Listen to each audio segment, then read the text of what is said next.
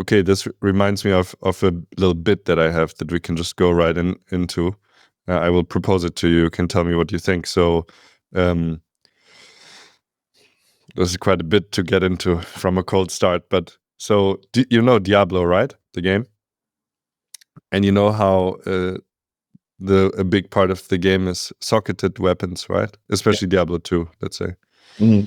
I only So played Diablo 3, but I think Diablo 3 had socketed weapons. Oh, it had socketed as well, yeah. In which there are like normal weapons or even like super mythical weapons and whatnot. But then the even better way of having a weapon is like a very powerful one that has sockets in which you can place emblems, which is gemstones. Mm-hmm. And I like to have this as a metaphor for sometimes I feel I've had a long time in my life where I felt very undefined. Like I don't have a concrete bit, a concrete work or something. It's changing a bit, but I felt very socketed. So if I would do something with my filmmaker friend, suddenly I'm also a filmmaker. Yeah. You know, and if I do something with my like philosopher friend, I'm way more of a philosopher. I can get into way deeper things. So yeah, that's what I just thought of. That's helped me think, helped me, what would you say, like offset a lot of my frustration with not knowing what my concrete thing to do is necessarily. By identifying with the socketed weapon. Yeah. Yeah. Or item in general, yeah. That changes. Were you the weapon with sockets, or were you a gem that people put in their weapons? It's both. I think it's perspectively flexible. I felt like because I'm of course in my perception the main character, so I would then the other people would be the gems, especially because I had a time where people would rotate through my life where I had like 3 calls with the same 3 people every week, and every time we would work on our respective project. So like suddenly one day I'm doing this, the other day I'm doing something completely different. And then they are the gems, of course. But it's very possible that for them I am the gem, and so on. Yeah. Cool. It's perspective one. Yeah. How do you feel about that? Does that resonate with you? Does it resonate with me? Not immediately. Not in there's a clear part of my life that this applies to. I also feel like I'm only now starting to like have better sense of identity or you know, role in the world, and even now it's like vague or like mostly a story or something. Yeah, I mean that vagueness that I felt was exactly what I was trying to offset with that a bit, right? Yeah, of course. Yeah, I was thinking, I mean, we just spent time at Portal together. It's just or already 2 weeks ago. I don't know how I feel. Time seems quite relative in this. I mean, it's not. Yeah, it is. It is kind of 2 weeks.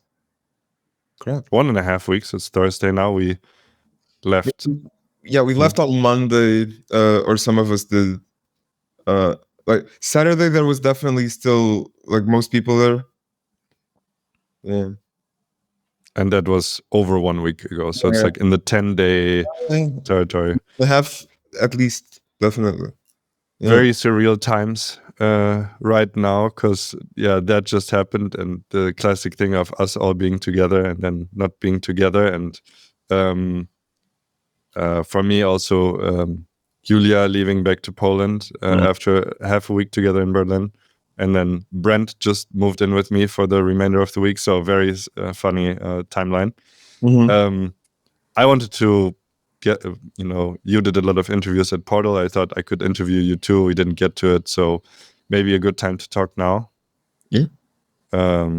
You also just published Portal Retrospective, which was very nice to read. Just curious how you're feeling after all of this. checking in with you.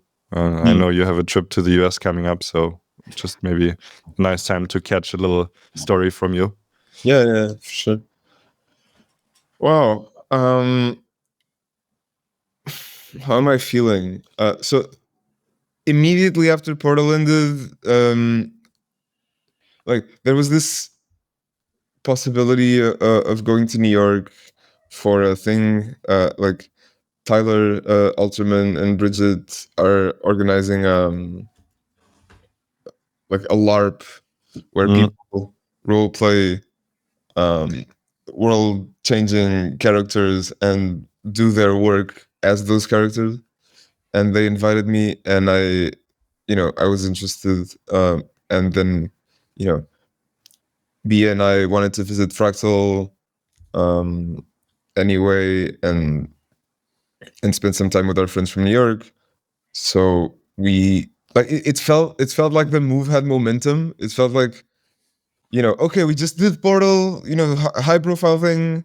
Now let's like go to New York for a month and hang out with people there, and hopefully something comes out of this.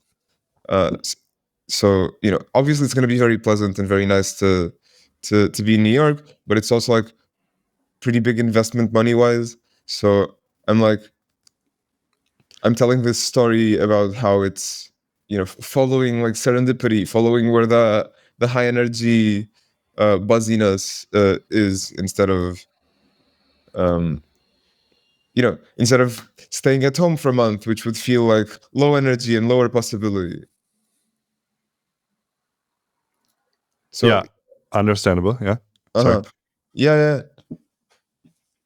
So I'm preparing for that. Like, I'm not really preparing. I'm just I'm just looking forward to it. I don't have any concrete plans for what to do in New York besides talking to people and hitting up my mutuals on Twitter. I think Portal went well and people want more. We don't necessarily have a venue for next one yet, and it might be hard. But let's see. I've always said that like next Portal is probably going to be different. Like, I did XiqWeek last year, and people asked me if there was going to be another XiqWeek, and I said no, it's probably going to be something different. And then I did Portal, and the next thing is probably going to be something different too. Nice. Yeah. That's nice. Yeah, it's funny how you say how you describe the New York thing. For me, like when I mentioned Portal to Julia, she had this. She's a very good serendipitous game player, and she was like, "Holy shit, we have to go!" And I was like, "What?"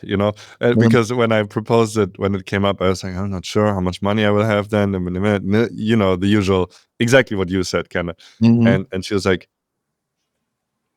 "Me neither, but I don't care. We have to go." And she just had this very strong signal in her head, I want to say, but maybe also in her heart, in her feelings, like, no, this is good, because we both really like Porto and stuff. So, so I actually totally believe in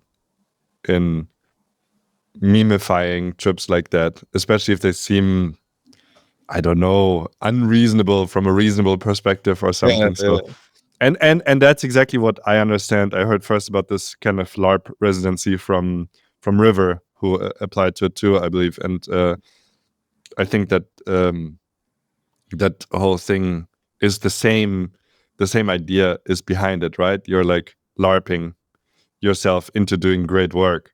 And I mean, I've used this in my life a lot. Like, just, if you stop taking stop taking your identity so seriously, and you just LARP more and better, then things can happen, Did it work for you? Totally. Like, I would say so. I mean, it's more like a mental move of taking off the, like, making like the, I don't know, how do I say this?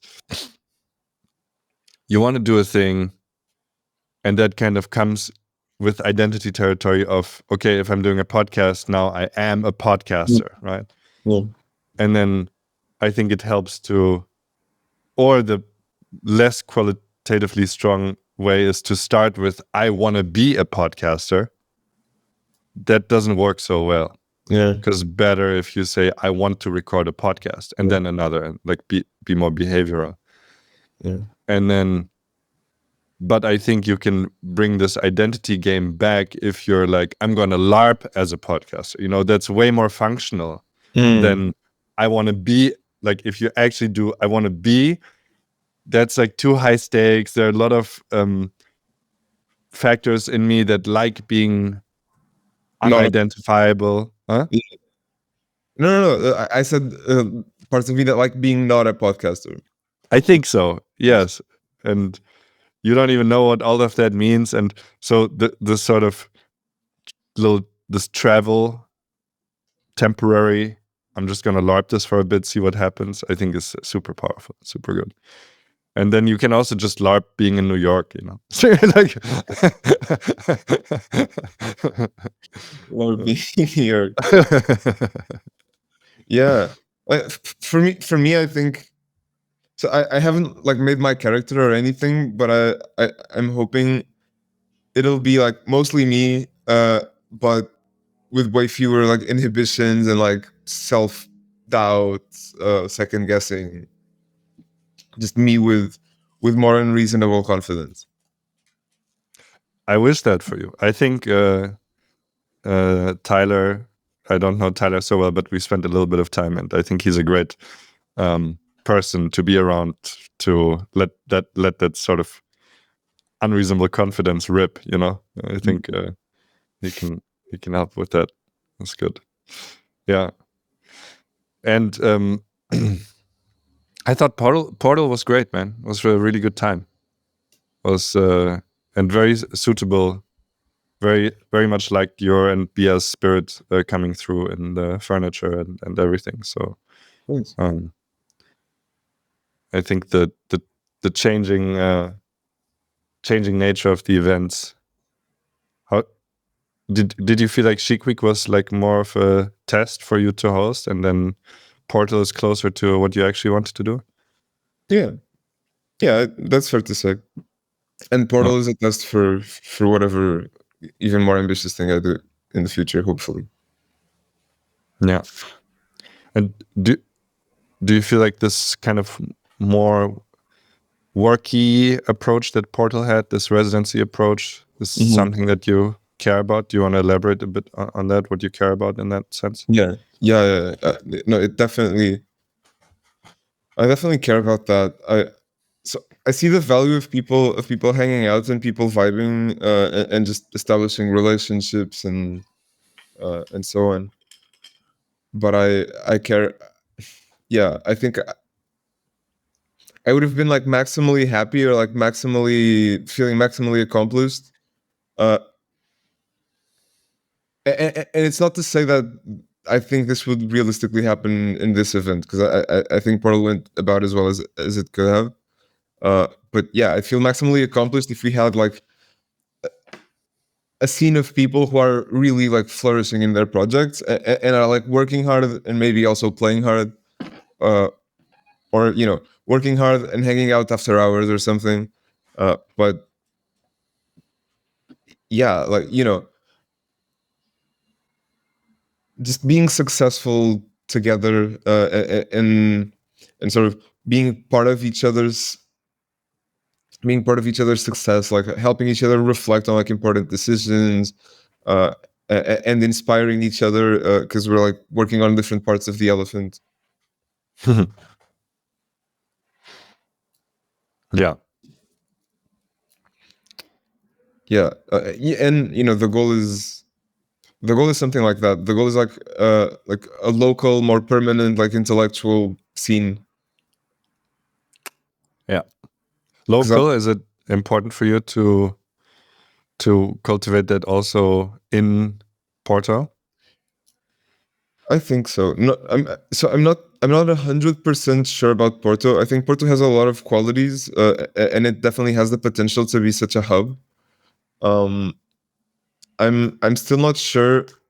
I'm still not 100% like fully confident being like, yes, everyone should come here. Probably not everyone should come here.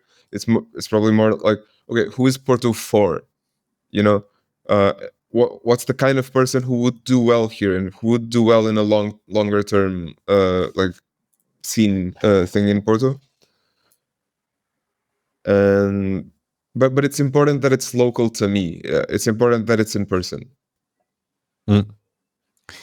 And you're Porto born, raised, and committed for the future? Neither? Not Or born, not some of raised. those? Not born, not raised. And maybe committed to the future. Okay. B is born and raised in Porto. Ah. I was born and raised near Lisbon in a town called Montijo. Mm. And Bia came to Lisbon for uni. I spent a lot of time in Lisbon because I went to uni there too. And then when Bia was done with uni, 3 or 4 years later, I moved to Porto because it was like my turn. And Porto's a lovely city, and I have friends there. Yeah. Okay. That's good to know, though. You know, yeah, I really relate with a lot of that. You know, I've been when I decided that my life, when I basically went on my sabbatical and I decided my life should be more artful and truthful and spirited as a primary measure of life quality and success. Mm-hmm. One of the desires that came with that over time was I need a crew, you know. Yeah. I need a ragtag band of artists, you know, or and fellow you know, thinkerers and whatnot, you know. Did you say tinkerers? Yes, brother. That's great. Yeah, might have been one of the first 2 or 3 times I've said this. This is fresh off the dome. I mean, what else are we here? Very fair. Thinkerers. No, Yeah. I'm getting you know hot steamy alpha by being in this conversation. Yeah, for sure. I'm neologistically inclined, bro. I'm like, I've got I'm baking fresh words every day, bro. That's hot as fuck too. Neologistically inclined. I'm literarily agile. I'm yeah. I'm always ready for some hot word bread. But yeah, so I'm watching a lot of Pokemon right now. Okay. Which one? It started because I watched the 1997 Mewtwo vs. Mew, the original Pokemon movie. Yeah. With Julia. And then what then? Then you watched the Celebi one, and then you watched the Entei one with the unknowns, right? Exactly. Well, I watched 1, 2, 3, 4. Like the first one, then the Lugia one, then the Entei one, then the Celebi one. The Lugia one, yeah. Yeah. And then I also watched the 8th one or something with the Lucario and the Mystery of Mew. That was a banger. Haven't seen any of those except the first one, so it's a good sort of catch up to what happened. And then I talked to Maybe about it, and she was like, "Holy shit! I used to be obsessed with Pokemon." And I was like, "So, what games did you play?" She was like, "None. Fun was forbidden." You know, sort of. I was like, "Holy shit!" And I was like, "Did you watch the anime?" She was like, "No." And I was like, how did you feed your obsession? I had some cards, and I watched people play over their shoulder. I'm like, maybe. You know? Oh, yeah, I know the feeling of watching people play over their shoulder. Oh yeah, for sure. Yeah. And so basically on the same day or something, I was like, here's my 3DS. It has heart gold in it. Go and play. Did you play?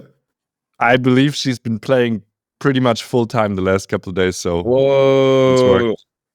Oh, that's And then we also watched the anime episode 1-1. You know, the original. I Choose You, and then well, maybe I watched that with maybe, and then maybe I continued watching the anime as like evening entertainment. yeah. And in Pokemon, as in many other media, there's a ragtag band of X, you know, of Pokemon trainers, of Ash, Misty, and Brock, or you know, whatnot. And you got to do shit together, man. It's like the best thing. And but I think we come from this. It's a long ass like turn I'm on right now, but we come from this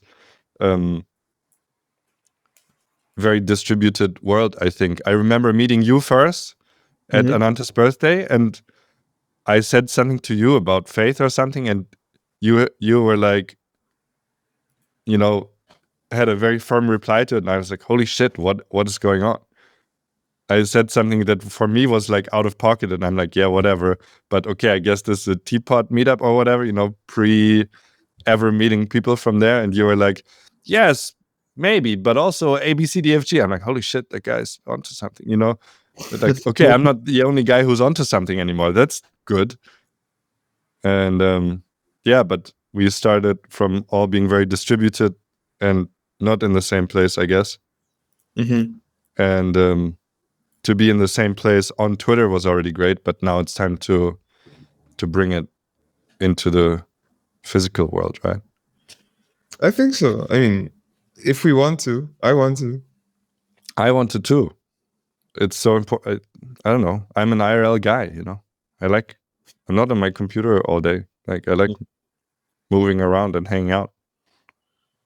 Yeah, I just think that there's so much you can get from just hanging out with people online. Obviously, right? Like we have bodies, like subtle information transfer by just being around other people. Yeah, you know, I want people to fucking. Okay, actually, there's a question. There's a question I'm like interested in, which is, yeah, why not just anyone, right? Like, why do you need teapot people? Why do you need internet people to settle down around, right? Like, why can't you just pick whoever's next to you on the street or whoever lives next to you in your village and just have a nice community life with them? And you know, there's a bunch of reasons. There's probably like socioeconomical reasons that you weren't raised the same as them, and there are different like socioeconomic uh, like signifiers and whatnot. Maybe you like people with a certain emotional disposition. Maybe you like people with certain like intellectual interests or a certain level of education or whatnot. Um, or you know, maybe it's the neurodivergence that you want. But so I haven't like super figured it out why I want my friends to be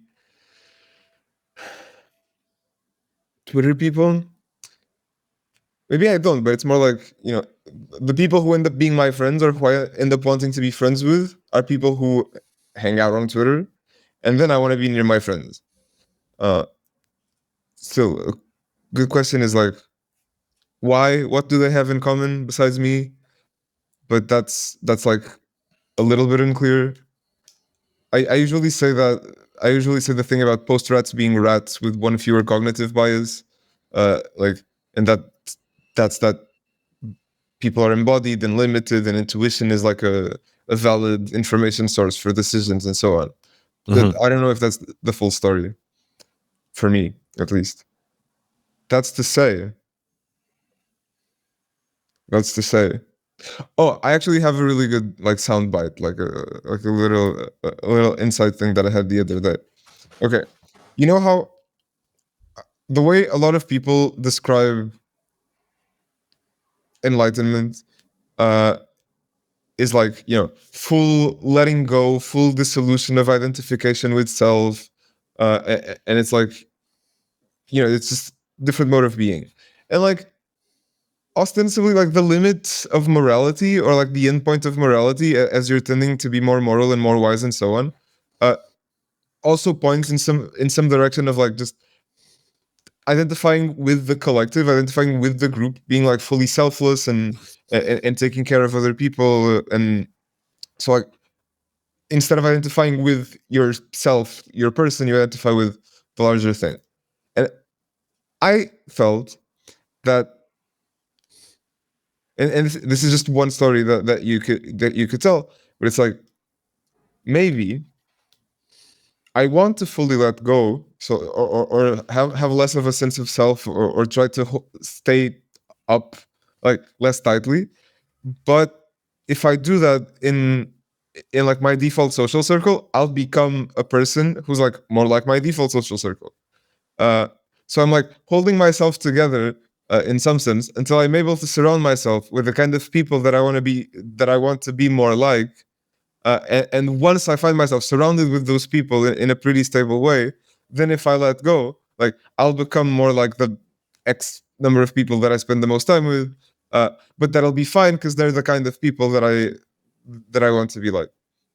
So I tied like a couple or three like big ideas together there, but hopefully like it made sense. I'm with you. I'm totally Cool. with you. Cool. Yeah. Well, to that last bit, I think that makes perfect sense to me. I felt it viscerally in my journey from working at Twitch and living in London, which was like very low interest to be enmeshed with the people around me, because there were partly colleagues, partly friends, but I felt very little love. There very little like, okay. Yeah. To moving to Berlin, where I had some friends, where I felt some love, which in all my original friendships that I thought I had in Berlin are now gone, because they actually didn't. When I ended up there and I started living there with my full body and so on, and not just as a intermittent visitor, suddenly expectations were different. Suddenly things were just different, didn't materialize. Like when I started wanting what I wanted from people, and kind of what you're describing, in the holding myself together, I am somebody, I need to first become a bit, expand a bit, and then have the trust to then sort of dissolve into the other people. Yeah. That process stopped pre-dissolution, basically, right? Yeah. So we're not friends anymore. Things didn't work out. So, and now the next stage is exactly this sort of, okay, holy shit, tpot people are generally great, and I generally feel, I would say, related to them. And then even if you spend a little time at tpot events, let's say, and you have these jazz camps, the summer camps, the portals, the 3 weeks, little plug, then you will see that there's a much more like outward, for me, that's what I see, outward radiation of trust and a lot of love and well-meaning towards people. But even in those groups, you will choose your own people. Yeah. And you will find some people that you're like, well, they're from the same source, sort of, but they're annoying me a bit or whatever. And that's also fine, right? Because you don't need that many more than whatever, 3, 4, 5, 6, 7, 8, 9, 10, and then it stops anyway somewhere. Yeah. And for me, the end of the line, or like a very big enlightenment factor, to use your language there, is of course family. Because when I imagine myself a dad to 2, 3 kids, I'm like, and I, you and I are both in relationships. Yours is more long-standing than mine, but there I already feel so much of this dissolution with the other person, because after 1 year with you there, I already feel like, okay, your body is also mine, and I shall care for it, and it's kind of this, right? And so that's the kind of ladder or like progression that I see. Yeah. It has a lot to do with love for me, this kind of Yeah. Yeah, like no doubt, like that's it.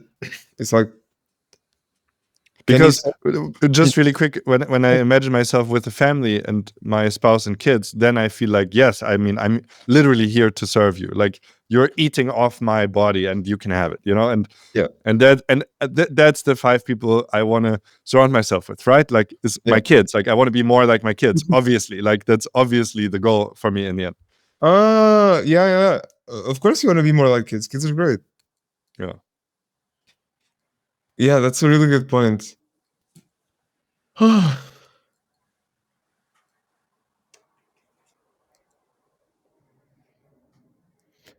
Yeah, that's beautiful. Like you're eating from my body and you can have it. Of course, obviously. Yeah, because I think as you mature, you identify less and less with self, and more with, yeah, like the people around you, the people that depend on you, and so on. Yeah, and also I like I like that you highlighted that it's fine not to have the same level of intimacy with everyone, even if it's like uh, teapot people, right? Of course, and like intermittent visitors. Wait, I think the thing I mean, the thing I want to say is just that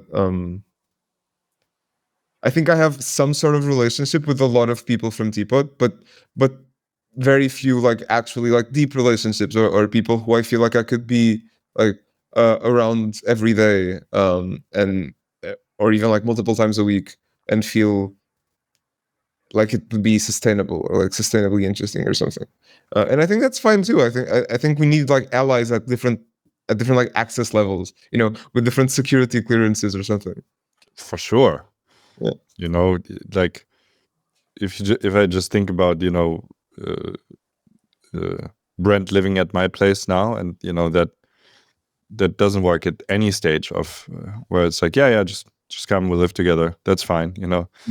I'm a very particular liver, like that's not, I wouldn't subject everybody to living with me per se, unless there's a high level of trust, and subject myself to living with anyone, right? Goes vice versa. So, Of course.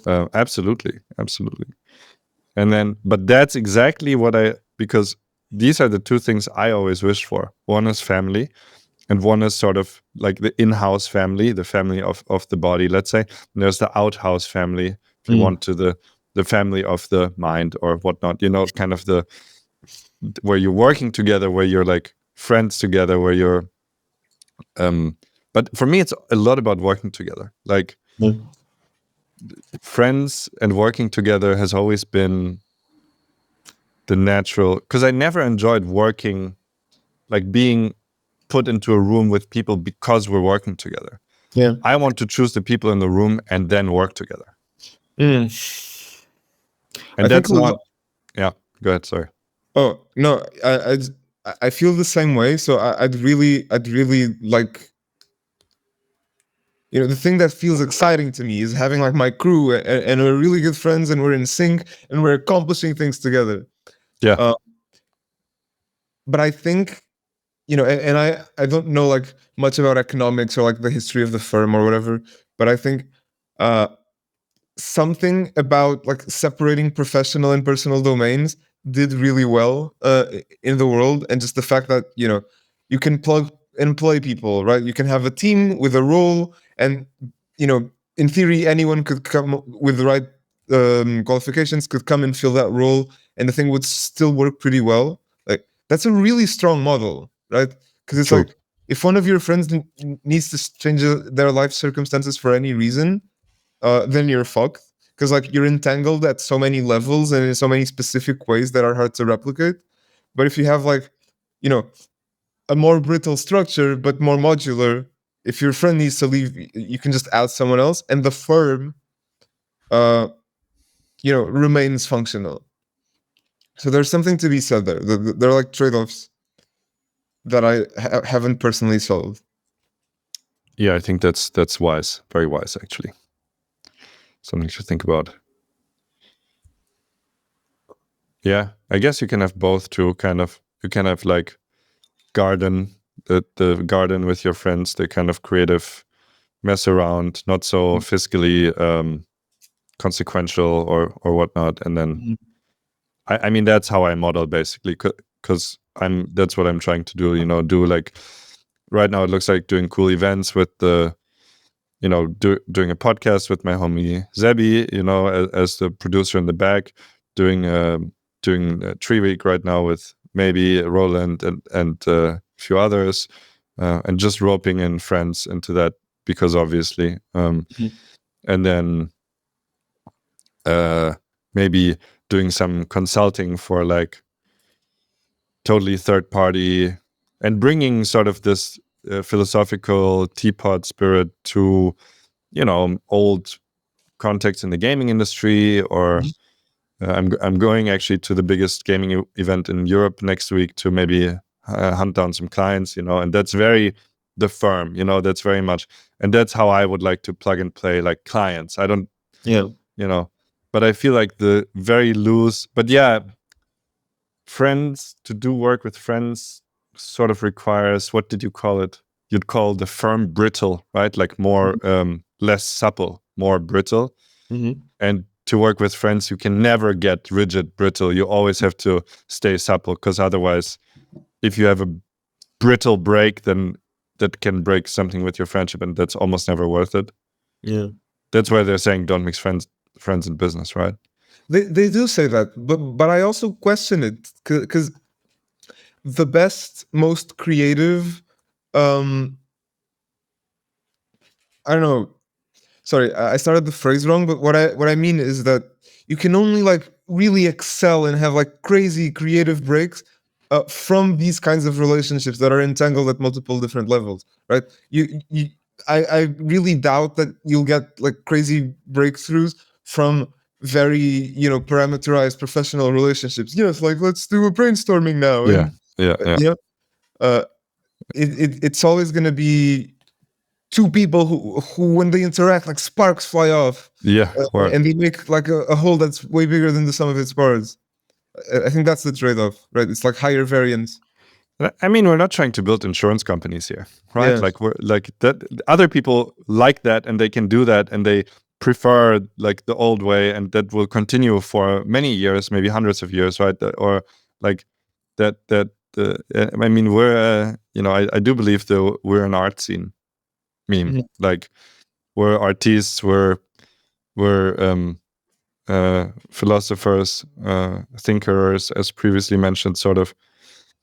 And like many of us don't know what they're doing. They're still finding it out. They're just like still sort of shoveling themselves through the undefined dirt until they find, oh, okay, this is actually. So yeah, I don't think we. Well, I think that there's something that I feel at the moment where I feel like where I'm starting to ask myself, what kind of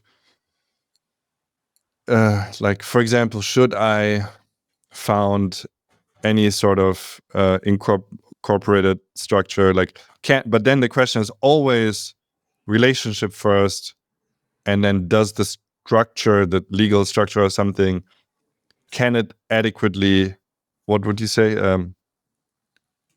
abbilden in German? Like, can it like be a picture, an adequate image?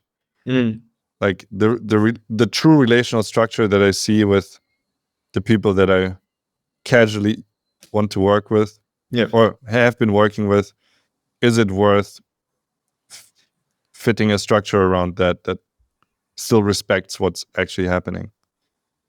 Which kind of works with if you are like freelancers, and there's like, for example, a German company form that is like a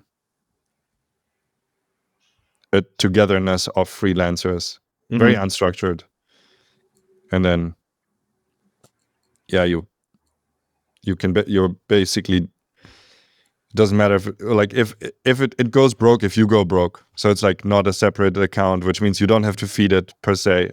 Like you don't have to feed it any more than you have to feed yourself, sort of thing. Like there's something there that will come the more people come together I don't know, maybe people in America are already doing that, like founding LLCs and stuff, but there's a way of doing it, right? A very bottom-up way that I believe we're talking about, and then the classic investor top-down way. You found an LLC, so you need a guy, and then you're puzzling, like plug and playing that together. Mm-hmm.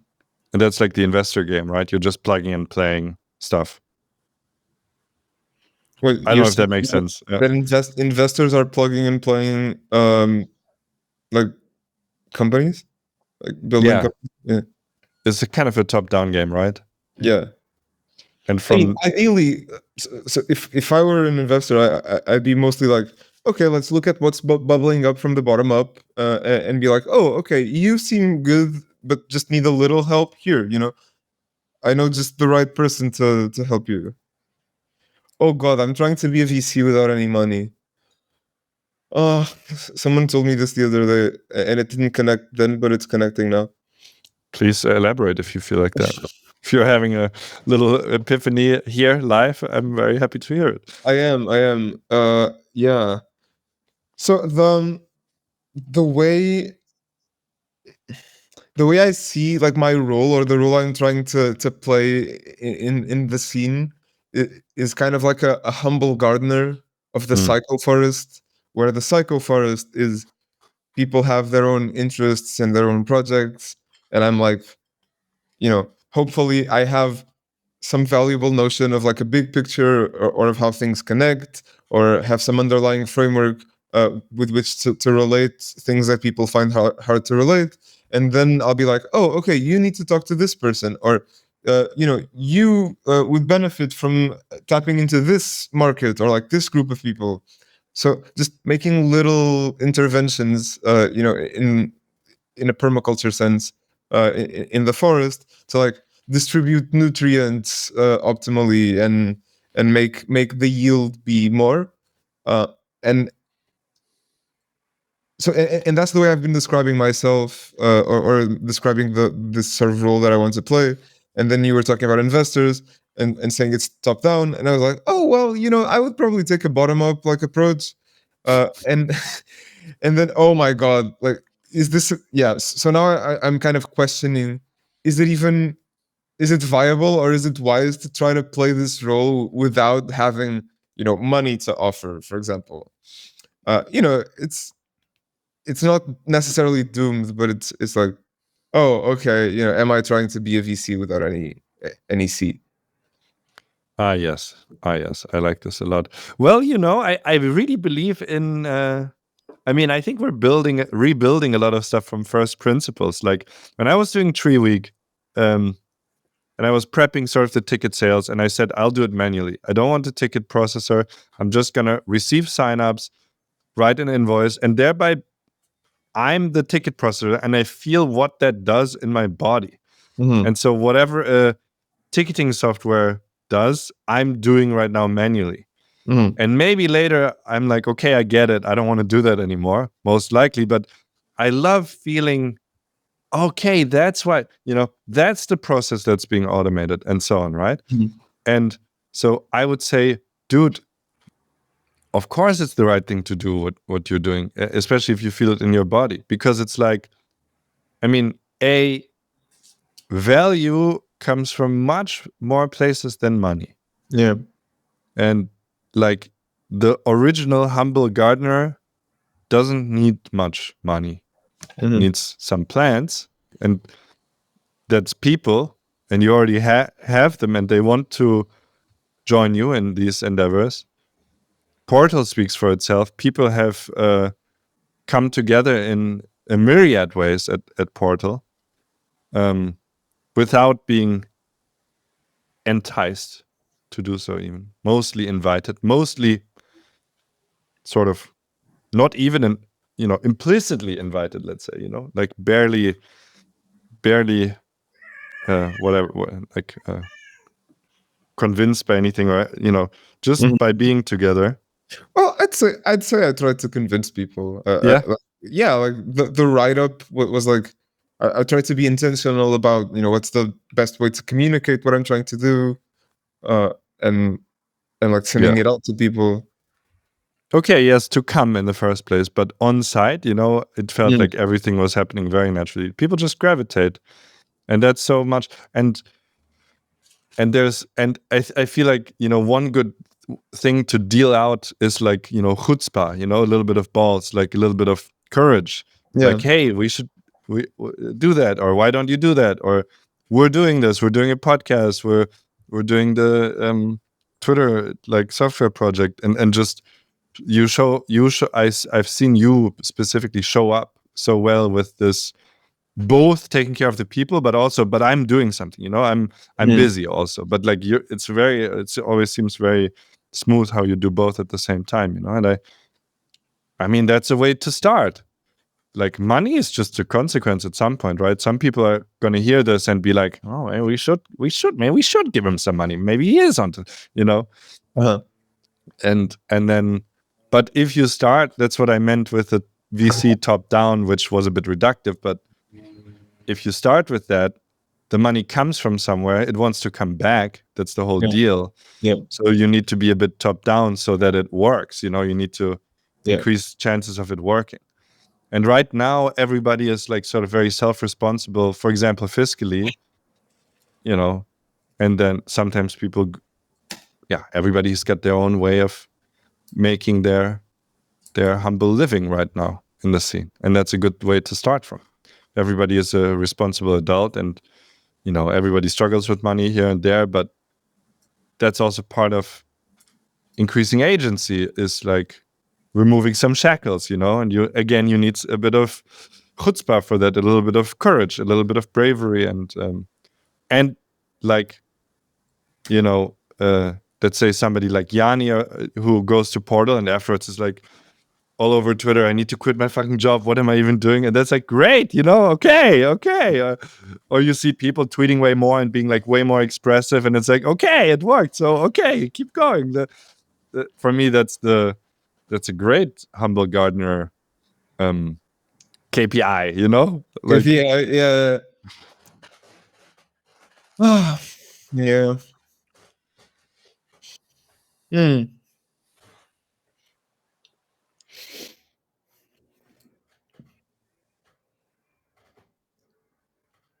I have stuff that would be like beneficial for me to get into or like to ask you about, but I'm not feeling like 100% aligned. So if you have something that you want to talk about next, I think we should do yours.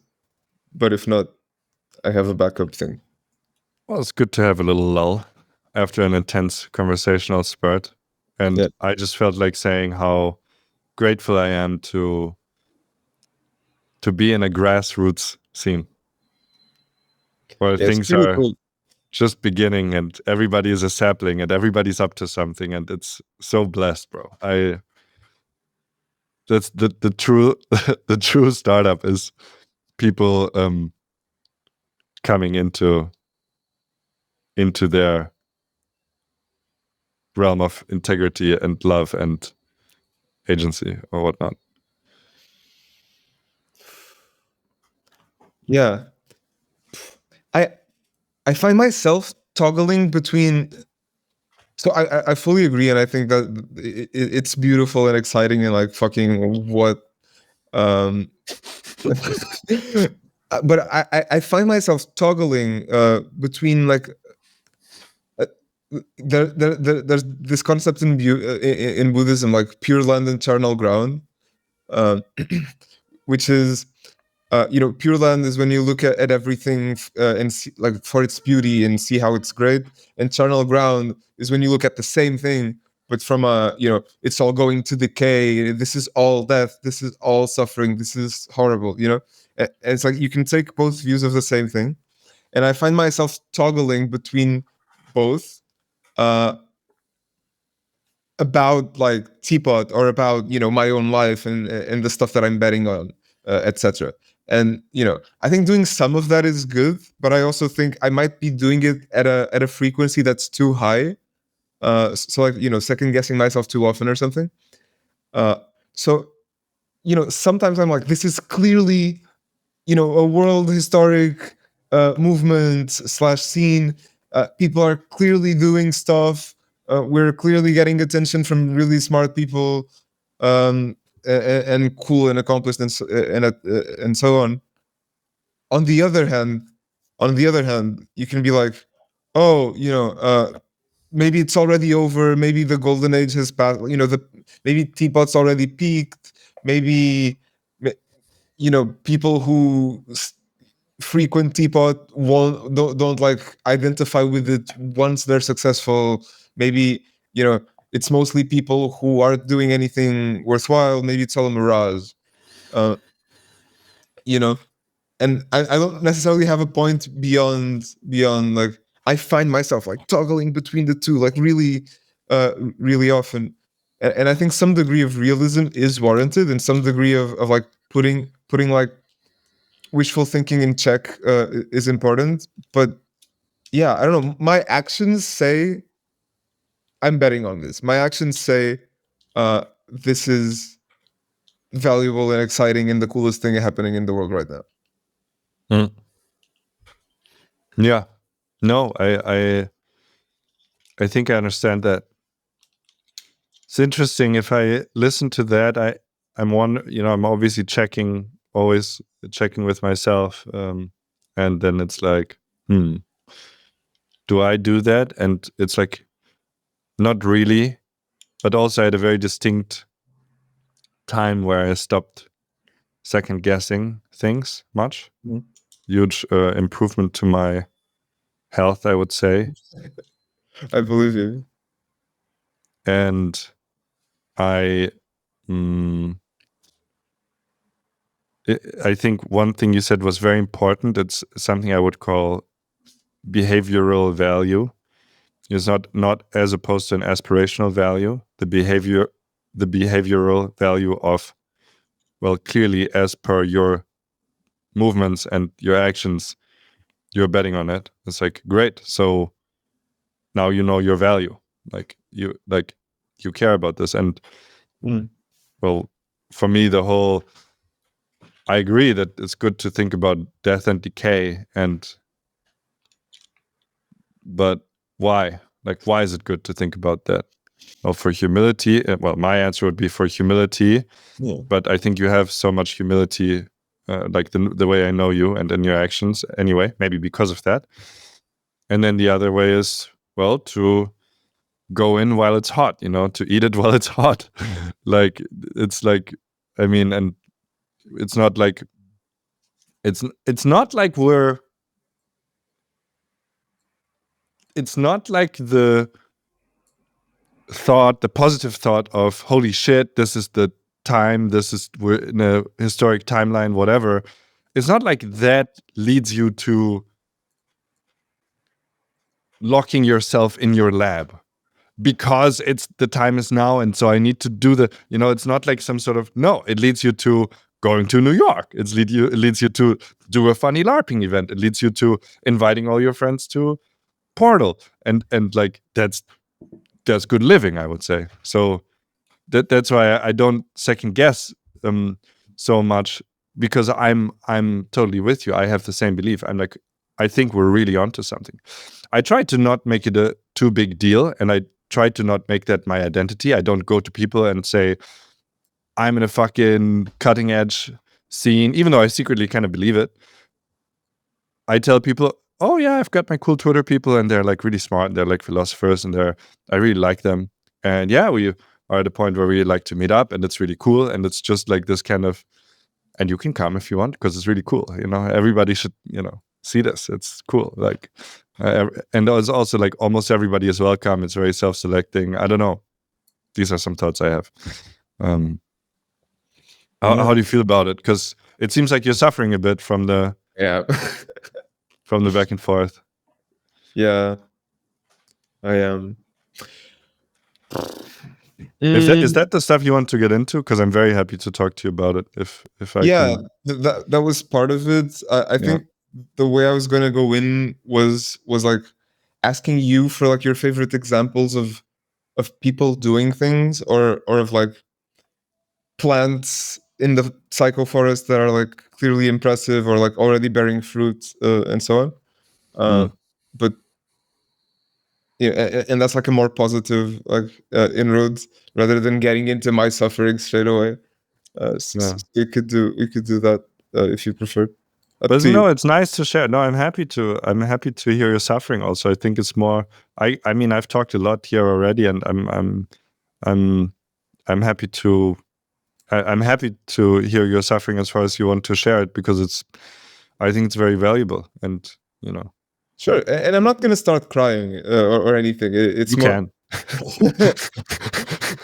It's more. It's more just. I don't know. I feel like red teaming is important. I feel like being like self-aware and self-critical, both as a person and as a scene, like is important. Like important insights come from that. Like there is such a thing as overconfidence, obviously. Um,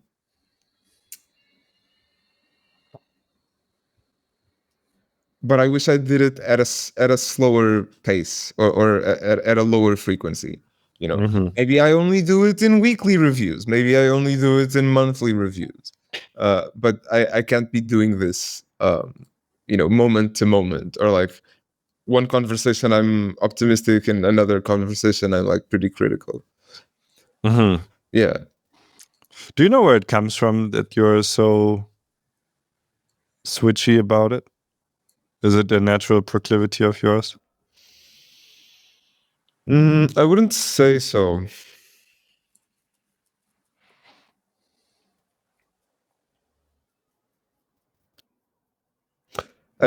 Yeah, I'm not sure. It might come from, because like this almost feels like analogous to like a left brain right brain duality, like trying to integrate the yin and the yang, and like faster means more integrated. Maybe in if you take an average over time, then yes, it'll look pretty well mixed, but it's still like mode switching just fast, which isn't necessarily the thing that you want. Maybe you want like granularity of a different kind. That's not like. Yeah, I understand that. Yeah. And do you think that that part of you that's doing that, or that whole mode that's emerging frequently, does it have a very good merit? Like, what, or assuming that it does, what is it working for? Well,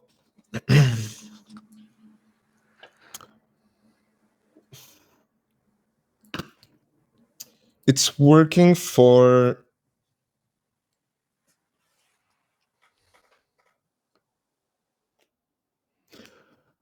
So one of the things that I've been trying to do, or like probably the main thrust that I'm doing while I'm unemployed this time, is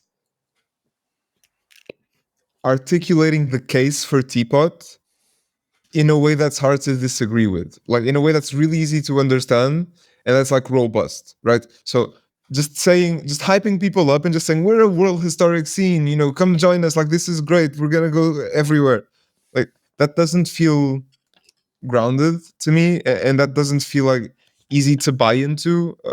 Like people might say, oh, it's wishful thinking, blah blah blah.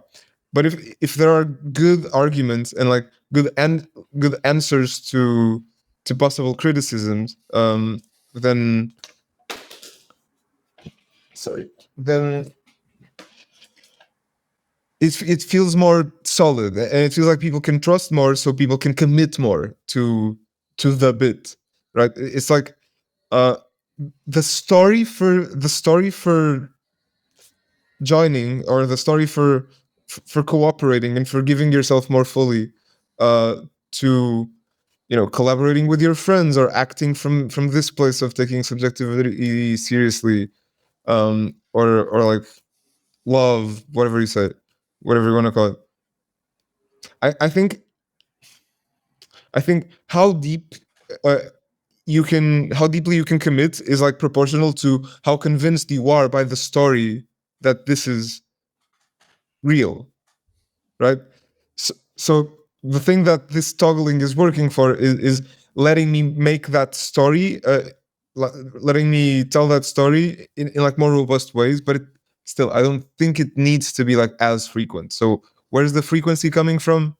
Maybe it's like the easiest variable to optimize to optimize. It's like the switch that is most accessible to make it more like make my story better. Okay, then I'll just toggle faster between modes. Yeah. Okay, so I've got something to say about this, and we can see if it makes sense, because for me there's like a logic emerging here, which is something like, okay, so if I hear you right, in your current unemployment, working free, feral, free agent, whatever run, you're trying to make a case for tpot, and why you're trying to make a case for why it's good to commit to the bit, and what is the bit, and the bit is something like, love. Yeah, I'm trying to articulate what the bit is, like trying to articulate some ideal of behavior or of qualities or of values that doesn't match exactly with what Teapot is right now, right? Mhm. It matches the virtues I see in Teapot, and leaves out the vices that I see in Teapot. Mm-hmm. And so commitment to the bit, for me, is a very modern way of expressing faith, the word faith. Yeah. So I'm trying to give people faith. Exactly. Yeah. And how would you relate having faith with second guessing yourself? That's a great question.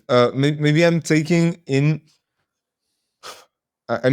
doubt and turning it into faith, or something. It's like, so this matches the way I relate to like woo and like religion and spirituality stuff. It's like I can suspend my disbelief. The degree to which I can suspend my disbelief is proportional to how plausible the story for the thing is. So like I can't suspend my disbelief for astrology, because I can't imagine a story where it works really well. But I can suspend my disbelief for stuff like manifesting, because I can tell a story about how it works, and in like a left brain story, right? So I think having good explanations for things is scaffolding for faith, because like I think the amount of faith you have is sort of like how far can you go from the things you know pretty much for certain. How far into uncertainty can you go before you feel the need to swim back to shore. And so if you have like if you have scaffolding that goes further and further out, where you're still pretty sure, you're still pretty confident that this story is true, then you can be here like pretty confidently, and then you can go even further based on faith. I think that's one way of doing faith. Yeah. And I think there's a bit of the way that I think I've done faith is front loading a lot of suspending of disbelief. Basically, I realized I'm actually like incredibly irreverent to explanations. Like I would say I'm more interested in sort of I can never say this word, phenomenology. Yeah. Which the way that works practically for me, I'm very much into practicalities, right? Like things have to be practical, things have to work. Yeah. You can't just like, if you read your horoscope and it makes you miserable, then it doesn't work. Why would you do it then? That's not the point of it. Like the point is that you feel good and you can do stuff. Like that's a good way of living. And if you have a reason to feel bad, you feel bad, of course. It's not fucking, you're not ignorant, but generally, things need to be healthy, right? You ingest it, you want to feel better. And if you eat a fat pizza, you feel bad, but you know why you did it, because it felt good in the moment, sort of thing. Okay. So, so faith for me needs to be practical. I can't go like uncertainty mode and then get fucked all the time from all sides because like I'm unstable. But I can also, to slightly like push the issue with you, I can swim out pretty far without scaffolding.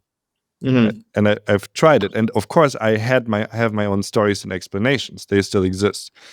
But it seems to me that your need for very left-brainy, i.e. can't do astrology, sort of the storytelling is maybe higher than mine, for example. So and so what and that's all fine. And then and what I'm seeing is in this, and you can tell me if that sounds right to you, what you want people to have faith, but for me, a story that seems a bit realer is that you're mostly right now working on your own faith.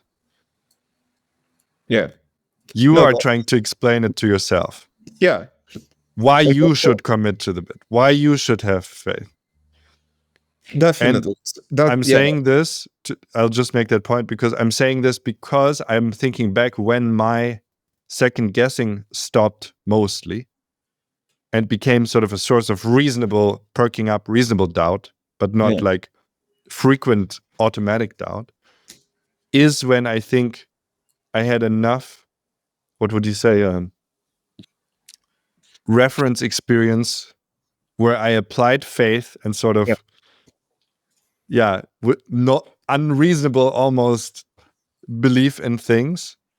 And then it came back and it worked, And I was like, I've done a lot of crazy shit and all I got was like, it'll cost me a lot of money or something, but okay, that was the appropriate sacrifice and it cost me this and that, but that's also appropriate sacrifice. But the stuff I got is like, holy shit, it's like outsizedly amazing. And I was like, okay, I can do faith. I can do things with my intuition, with what I believe in. And that's where I remember my very frequent, like I can totally relate to this constant, like I can do it, but I cannot. I can do it. Like that just stopped and it became a much more even stream of, but I had to build the faith in me. So I'm guessing that's what you're doing, maybe? Yeah, I think you're definitely right that the first person that I'm trying to convince is myself or something. I still think that if I were only trying to convince myself, it wouldn't work or something like. Yeah. Also, yeah, I think I would be convinced if I'm able to convince people who haven't been convinced before. Oh yeah, that's fair. Why not? It's like if my explanations are persuasive enough for others, maybe they will be for me. I'm just coming up with this now, and that's not necessarily wise. But at the very least, if I manage to build the faith in myself in a way that's transmissible, then it'll help others who are like me also get to that faith faster. I absolutely think so. Yeah. For sure. I think there's a lot of value in being very honest with yourself. Like, what am I really doing? Like, get to the bottom of it. And if you're like, I think it's a great source of honesty to see often you, me, maybe the likes of us, maybe everybody wants to do something for themselves with their work. If you know why you're writing your poetry, why you're coding your code, why you're, what it gives you, the act itself or something, what kind of, how that contributes to your homeostasis or whatnot, that's good to know. And it's good to be honest about that. I would say in this sense, it's good to be honest about, trying and building faith here and telling the stories that might help me. I'm not quite there yet. And I think it's also totally fair to take people on the way, that's working in public. That's part of our values, I would say. But I think if you start the whole thing out, like if I say I'm doing coaching and I'm only doing it for others, not because I like the sound of my voice, or not because I like having a bit of influence on people, or not because I think I'm right about many things. If I would omit all of that, like that's obviously not what I put into the front of the shop, but I need to know this. Yeah. So I can catch the emerging shadows with it also, and the emerging suffering. So no, I think you're absolutely right. And I wouldn't say I'm blind to it, or that I have been, but I suppose it's worth keeping the fact that this is like first and foremost for me.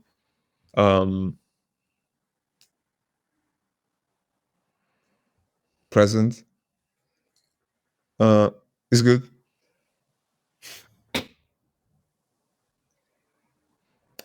If there's more to this, also, yeah. At the same time, it doesn't feel like the whole story, like because okay, I'm trying to build faith. Well, I'm trying to do a thing, right? And if it works, I'll be convinced, and if it doesn't, I won't. Right? It's more like, okay, I'm gonna tell these stories, and I'm gonna see if the stories actually make things in the world different. If the stories actually change people's minds, if the stories actually change people's behavior, right? Yeah. I'm doing a bit of landscaping, a bit of psychoforestry, you know. Yeah.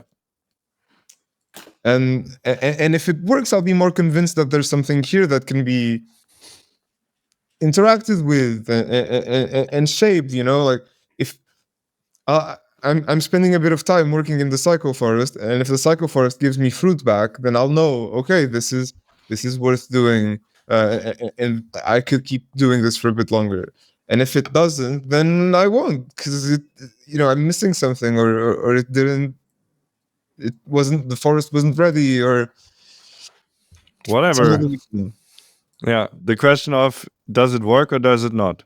And the important thing is that it works. It has to work. Yeah, like I agree with that for sure. I'm telling these stories that if they work, I think it's all really entangled, because like if I manage to articulate a point in a really convincing way, yes, it'll build more faith for me because I'll be more convinced about that point, but it'll also convince other people, and if it convinces other people, it might trigger different actions from them, and so the system will like evolve, and then I'll see it working, and that'll give me even more faith, and so on. Yeah, there's often a catch-22 that comes with this, right? And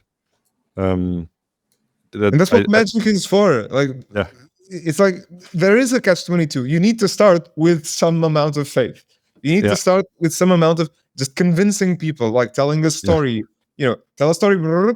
Here, what do you think? And if the other person likes it, they'll act on it. Totally.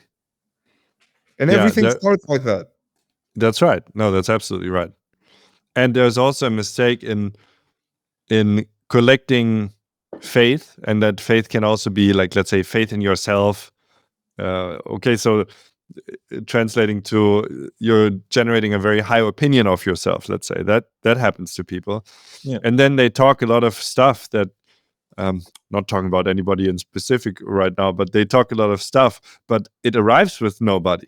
It like they can literally say it to you, and you would say, well, brother, that sounds like you're very, I'm happy for you, but that doesn't make any sense to me. And it's sort of the comedian's job to make the audience laugh in the end. It has to land, like, and you have to have that feedback of that's why Twitter is so great also. You have to know if your shit lands, and it's also part of the job to, as whatever you are, whether you are a comedian or you're a philosopher or you're a coach, people need to be able to understand you, and your musical words have to resonate. It has to be a song at the end. You can't just play music without any bounds. That's like, you can sort of, but if you're interested in any sort of efficacy with what you do, then you have to respect the rules of the game, sort of, I would say. So it's this joining. I often thought recently about the, like when you do a table leg or something and you do joining, that's like a carpentry term, right? and where they're like these satisfying Instagram videos or something, you do the parts, and then they like really grip each other, and they stay together without glue or anything. They just stay together because they're made so. Yeah. And I feel that a lot with when you do a big lift, like when you put on an event, for example, everything has to be in the right place at the right time, and then they join. And that's I think the multiplicity that you're describing between faith, but also between doing the damn thing. Yeah, it needs to land. You can't just unidirectionally do a thing. You need to have the other people. You need to have the audience in mind, right? You need to know their shape so that they fit when you do your action needs to fit, needs to be received, basically. And if it's got the wrong shape, it won't be received. Yeah. You need to be aware of that, and then how far you want this. If I take this podcast, for example, then this is mostly still process oriented. What I want from this is I want to talk to you for a longer time. That is way more meaningful for me if I record and publish it. Yeah. Because I feel like that's a great advantage for you, me, and everybody who watches it. Also, I want to produce it with my friend. That's part of our friendship. That's good little working together. Is this extremely audience geared? Not really.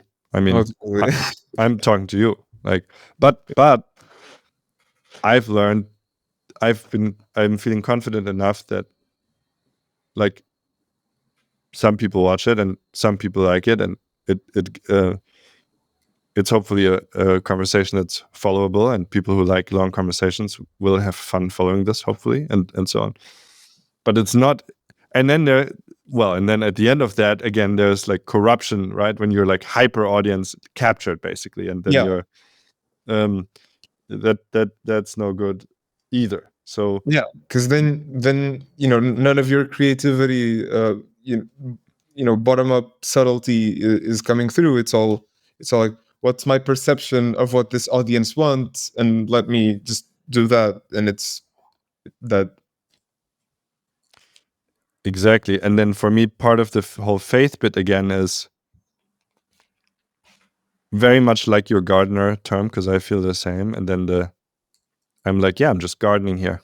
I'm just planting little podcast plants, and it's like, let's see if anybody likes them. And when I'm called to interview, somebody with a high profile or something, I'll already plant a very, let's say, finicky plant or big plant. Then I've planted many smaller plants that I actually care a lot about, because they're my beautiful friends, and I'll be ready to. I've done the process many times, and so I think it's totally worth also doing there's a lot of faith in there that this will grow bigger eventually. Like, my general trajectory is upwards. I would like to have a podcast with some success, but for now that's not my goal at all. I'm getting my thing elsewhere, like I don't know, or it gives me sufficient feeling of success as well, of just doing it. I feel like success comes in like discrete jumps, like non-linear jumps. So it's like, you have a small podcast for a while, and then you'll get a lot of attention for some reason, and people will discover your backlog and be like, oh, this guy's actually got a lot of great material. Exactly. Okay, I have another question for you. What do you think about when you say, you said at the beginning of that bit that we're on, that there's something you care about when it comes to tpot specifically, and you want to invite people to the scene, and or promote or capture its greatness. And there was a little bit of a wiggle, like a little bit of a question there for me of, is that is that the right approach, or is it maybe like to look back at the scene itself and be like, look, or is it much more like do your thing uniquely and take the levity that the scene gives you to do the thing? I asked myself that many times. No, I think that's the right. Sorry, I don't remember exactly what I said, and I think so. I don't think the right approach is being like, "Hey, look, like everyone else, look at this thing that's not fully grown yet, but has a lot of potential," right? Because then, you know, some, you know, in the wild, like something like that gets eaten, for example. That's too true. Oh my Yeah, god. Oh, yes. yeah. So that's one thing, and the other is like capture its greatness. I mean, I think it's probably not a great motivation to be like, hey, I want to capture the greatness of the scene, and like it crosses my mind once in a while, right? It's like, oh, I'm in this great thing at early stages. How can I like ride this wave or something? Mm. But I don't think it's a particularly virtuous way of relating to it either. Mm. That's why the way I aspired to do it is, with the resources that we have, how can we set it up so that flourishing and growth is, happening, and then, are there resources we can bring in from the outside that would make it more, right? And what's the right amount? I'm not sure. I'm not sure. Yeah, I with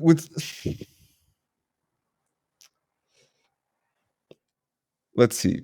So a lot of people are like aware of Teapot or aware of people in Teapot and aware of this like vibes um, orientation rather than traditional just. Okay, so there are two ways you can relate to like reasons to do things, right? Either you orient to money and status in conventional terms, so you straightforwardly go take the job that pays you more while you're still comfortable, or go take the job that sounds the most important, uh, or you bet more on stuff that makes you feel good, or like niche stuff that isn't like fully legible to the outside world. Um, and yeah, I guess there are people who are on the fence, or like people who I think are like impressive or very capable or powerful in some way, and they're not like fully bought into teapot as a thing, or like I don't really like the word teapot, so that's why I hesitate sometimes. But let's just use teapot for now because it's easier. Um, anyway, there are people who are on the fence and who would be like big help, or like potentially like pillars of the community, or just really helpful people, and are just on the fence. They don't know if teapot is real or not. They don't know if the people are serious or not. Uh, and for those people, having the argument laid out like straightforwardly and convincingly would just bring them into our side, right? If there's a battle with Moloch, like, or something, like, we're recruiting. We have the potential to recruit really good soldiers from the other side, right? And that's good. Like, you don't want to bring everyone in, and you don't want to bring the attention of the actual beast towards you. But if there are like people who are very much on the fence, better arguments will convince them to take vibes more seriously, or like subjective experience, or just different ways of doing things. Um, Yeah. I feel like I'm rambling a bit. I've been listening very intently to you, and I'm with you. And I can say something, which is that I think, I think the last thing you said, which is that, okay, we can bring people into vibe land, let's say, i.e., encouraging people to live their life more from vibe values, which I would almost recklessly completely equalize with faith. Mm-hmm. I think that's a big mission that is there. I would question the battle frame. I would more see it as a sort of gospel, or like a thing that can be brought into the world. But the multiplicity of frames for this is very welcome, right? Like, it's good to have fighters, or people who adopt that frame. I don't know if you're one actually, or if you just said that. I just said that. Like I'm testing things out. Yeah, that's fine. That's fine. Yeah, we're just here talking. Meta point. I feel like I would benefit for the rest of the conversation, even if it's short, from sort of dropping in more and saying less and saying things that feel just more aligned and spending less time like on a tirade or something. Yeah. We'll slowly wind it down. Yeah. Yeah. So that's I appreciate you saying that. That's what I see in this. It's like, let's maybe, I think the best thing to do is to do our thing, and it feels like there's a warm wind blowing into our wings from the collective beauty and power of Tpot. And it's nothing that you can recruit people to. You can, and it's changing all the time, hence the difficulty of naming it. And it's like, let's ride the wave, but you can't, and there are many waves in it. And let's like also make a wave, let's like, that's the potential we all have. With we are, it's not that wave, it's a meta wave that sort of encourages us to make waves in our own way, to plant our own gardens, to make our own waves, to build our own companies, and it's what I see. Like, I've seen a documentary about a music scene around in a town called Athens, but not in Greece, but in the US. Mm-hmm. It's like this neo pop, I forget, around Neutral Milk Hotel and so on. Elephant Six, actually Elephant coded. Elephant Six, which was like a label, but also a scene, and everybody was playing in each other's bands and projects. Yeah. You know about the bands and the projects, but you don't know about the scene. Yeah. You need a documentary to find out about the scene. Yeah. Find out about the scene later. So for me, that's the, like, yeah, let's encourage people to do their things. And the teapot referentiality itself is like, it's a bit wobbly, because the moment you're like, look at the, it disappears. It's like Schrödinger's teapot or Heisenberg. I always confuse the two, but anyway, that's for me, that's the more, to your concrete wish, more embodied bit, like a more embodied way to go as well. It's like, yeah, I hear you. And I've been hearing a lot of feedback along the lines of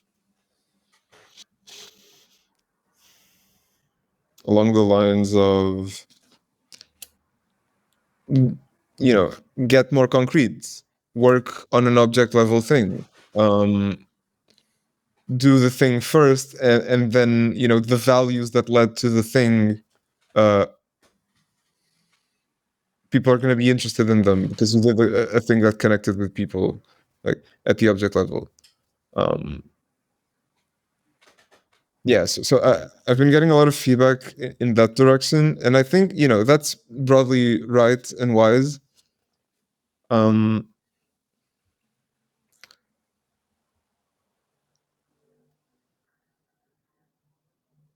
Something about me. So okay, and that might be the reason why something about me is like, okay, but I don't want to do an object level thing. There's no object level thing that I want to do now. And a podcast is a pretty self-referential thing, right? It's like you're showing the scene back to itself, and work on the community itself, like self-referential work, is valuable. Like obviously, like you need like infrastructure, you need work to be done to maintain the thing. Like as a human organism, you need to eat and you need to exercise, you need to do maintenance and stuff. Right? So that would be sort of the pushback to just do object level things, bro. Definitely. No, you're right about that. And you're doing that. And it's important. And there's a perfectly valid way of, I think that's the question, that like the thing you work on doesn't make you, like, even if it's the self-referential, doesn't make you feel good and embodied, and like, does it fill you with doubt and dread? I think that's a worthy delineator in itself, and I think there's something to be said about putting on a very practical event, which you have experience with, or talking to people. And I'm talking to you. I'm not talking to the scene, right? Like I'm right now, I'm here. I care about you. That's a shared context we have, but primarily, I'm focused on you, and I think that seems important to me. And then I think there's maybe a cutoff point where, at some point, writing theory about the scene or something, let's say, that might be too far. Might be, might not be. But the question is always, does it make you weak or strong? Does it make you feel solid or fluttery? That biofeedback itself is value, full of value, right? Like,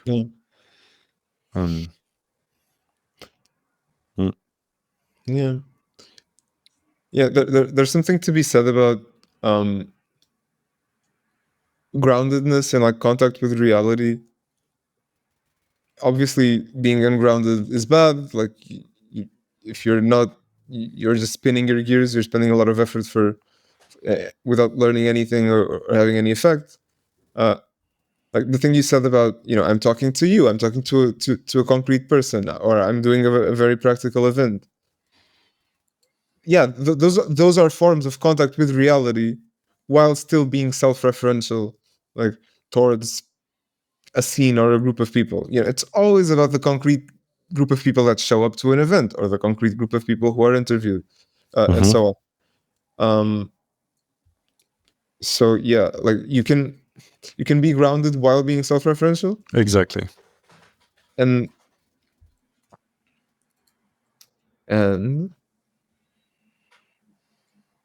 writing theory about the scene, like that might be where we disagree. Like, so I wouldn't say about the scene itself, but I think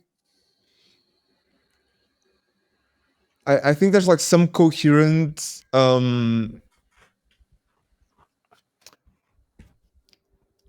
I don't want to say, like, it's like short of a philosophical like position or like a belief system, because it's not like a propositional thing, but that I think there is such a thing as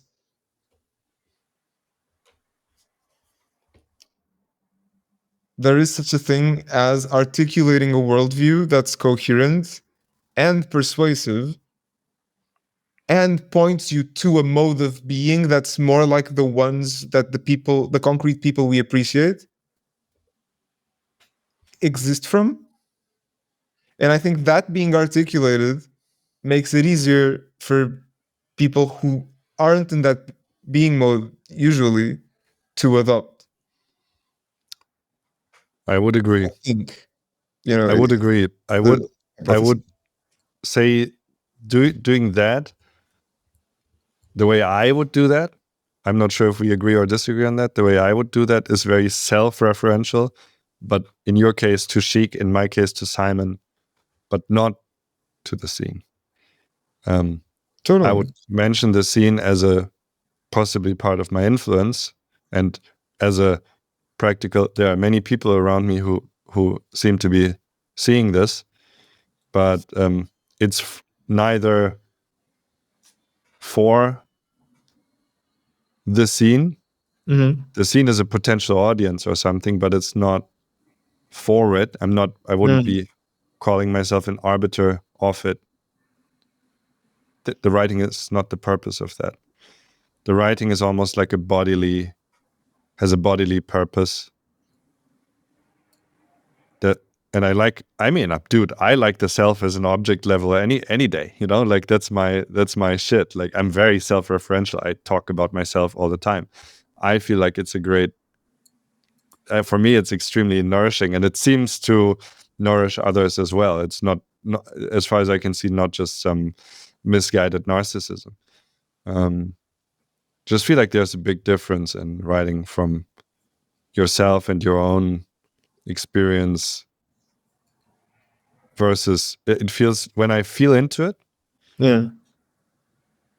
I can harvest a lot of shit from me, and it seems pretty solid. And apparently my writing is still decent a couple years later and stuff, things I'm learning right now. I wouldn't feel like that, I think, if I had the soil of the scene necessarily, that I'm, you know, the soil of the scene is nourishing me, and then I'm writing from me. Yeah. But yeah. It seems I'm noticing I'm a little confused because it seems like you have like a point you're arguing against or something, but that it's not matching what I perceive to be my point, or like my point of view. If that's the case, I'm very sorry. I'm not. Yeah. If we're talking past each other, then we should take a stop or something. And No. I don't think we're talking past each other. I'm hearing what you're saying, and I think I agree with everything that you're saying. But I'm also picking up on, you know, I think Simon is saying this because he wants to like communicate something to me, right? So I'm perceiving that you think my position might be more. I don't know. Not really. Honestly, dude, not really. I think I prefaced the last thing I said with like, oh, I don't know if we agree or disagree on this, specifically because I didn't feel like I wasn't. I was just reporting something, and I was guessing that I was mostly guessing we're talking about the same thing. I think I was feeling we're mostly aligned. I don't feel like, just to clarify, I wasn't trying to give you something, or no, for sure not. Cool. Yeah, no problem. And it would be fine if you were. By the way, like, I value your opinion, and I value your perspective. And if you think I'm wrong, I want to know. No, I was mostly still. Yeah, it feels like we're definitely talked out a bit. That's what I'm feeling for sure. So yeah, we can. Then the risk of misunderstanding heightens, I suppose. So, but no, I wasn't. I think we were mostly in exploratory mode. I think there's a tiny bit of what should Chic do in the air or something. That was, I believe, a question that you came in with, or how can you feel good? And yeah, maybe it's a cycle to close or something. I think we haven't done many cycle closing moves yet. Yeah. So we can slowly connect the dots towards the end. And curious how you feel about this, or like this part of the conversation, and how you feel about your sense of what would we say, doubt or whatever you brought up. Yeah. No, I feel good. I think there's definitely, so just to address the like the last couple minutes. Mm. I think I could gain clarity on, you know, motives or what I'm trying to do, and like that's sort of what I'm doing. Like by writing, I'm not trying to gain clarity on, what's the right way to approach this gardening thing. Um, so I I don't think it's surprising that we might have like talked past each other a little bit, just because my like conception of what I'm doing isn't like perfectly articulated yet. It's like pretty fuzzy. So that's not surprising to me and totally normal. Yeah, and if you want to clarify something there that maybe I didn't get, then I'm happy to hear it. Like if you want to. Oh no, I don't think there's necessarily like a big point that I think I failed to explain, or that you didn't get. It's I think having both polarities, having the like, how do we make this thing that we like more and bigger and more energetic and more capable, versus so like the top down thing versus the bottom up thing. How do we just let it carry us and be in right relationship with it, and in not a very like interventionist mode. I think both energies need to express themselves, and maybe I was coming in with like a pretty top down energy, so naturally the things that come to your mind, even if they're not addressing a specific point, like the things that you feel like saying, are gonna be more like bottom up coded. To even out the scale a bit naturally, the conversational scale. Yeah, that sounds good to me. Yeah, that makes sense. And that sort of maps to like our duality of like me being very like concept heavy, and you being like very bottom up, body intuition heavy, or insert different word that points. You just call me fat, or yeah, like... exactly. yeah, it's a good meme we seem to have going, and it's good. It's nice to talk to you in a focused way for so long that actually some tension comes up. I quite enjoy that, because we usually I literally never had we never had a big Twitter relationship, because you're literally one of the first Twitter people I even met. I mean, I met you before I followed you, because I didn't even know about you, right? Like, because I was a newbie, and so I think that's always been like a great source of pleasure to like know you eye to eye, and taking all my trust and in you and love for you from that, and this initial conversation that I remember very well, and it was very short, instead of like having a big sort of online relationship or something, and then having the pleasure of having met a few times now, and so on. So, but usually we are like just chilling. We're rarely really talking. It's a rare opportunity. So to take it so far that some sparks of tension also fly, I think is very very interesting. Very very welcome also. Yeah, and to be clear, like I didn't feel like a huge amount of tension. I was just like, hey, this looks like there's a mismatch here, but I was still like in a very like, we're both on the same side, obviously. Yeah, obviously. It didn't feel like like a big disagreement or big like breakdown in communication or anything. No, I would mostly call it tension from difference, from pulling into slightly different directions, or having a bit of spacing between us while we were walking in the same direction. And I like that. That's good. Yeah. And that's also, I always like this because when you come in here and you ask me for, like, you present some suffering, which I really appreciate, the openness and the vulnerability of it, and then maybe, okay, so I feel called to give some advice, or to at least just deliver my perspective for whatever merit that may have for you. But then for me, the point of where I feel you're a bit like, okay, I'm not sure if we're talking about the same thing anymore. It's like, great. So now you're back with you. That's where you continue. That's where I'm okay, great. Like then, and I love this. For me, that's a great closer to such a situation. It's like, okay, because I can talk forever, you can talk forever. It's like, but there's a point where, okay, now it's a bit straining. Let's stop, because many people just keep talking over these points, and I think this is a great actually display of communication culture and awareness that I really like. That's like, you asking for a bit of a calmer moment. We tried, and then we stop a bit later, and I think that's all very good. I'm very happy about this sort of. It's always my dream of having such conversations on the air that are just very that are not streamlined. I like it. I like it very much.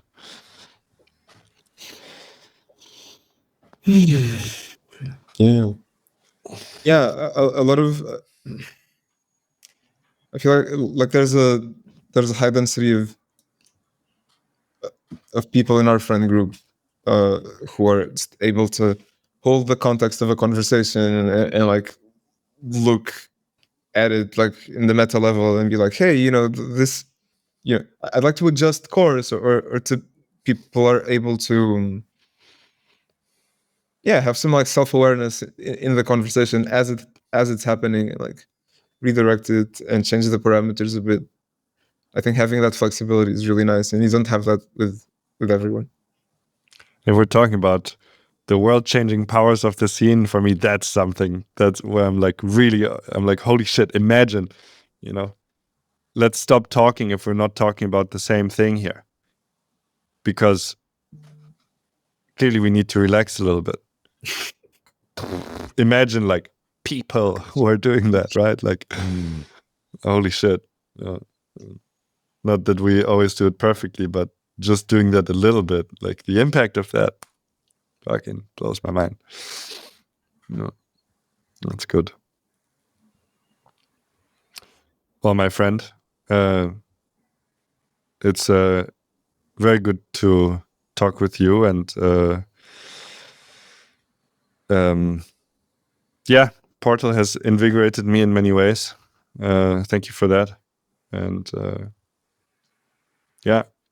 wishing you a lot of luck and joy in upcoming adventures. And do you have any last words, any spells you'd like to cast? Yeah.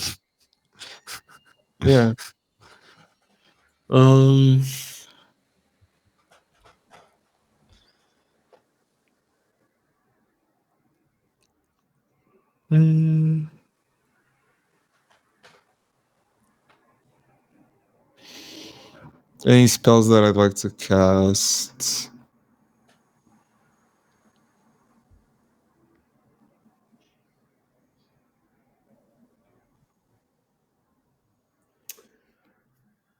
Not necessarily spells, but just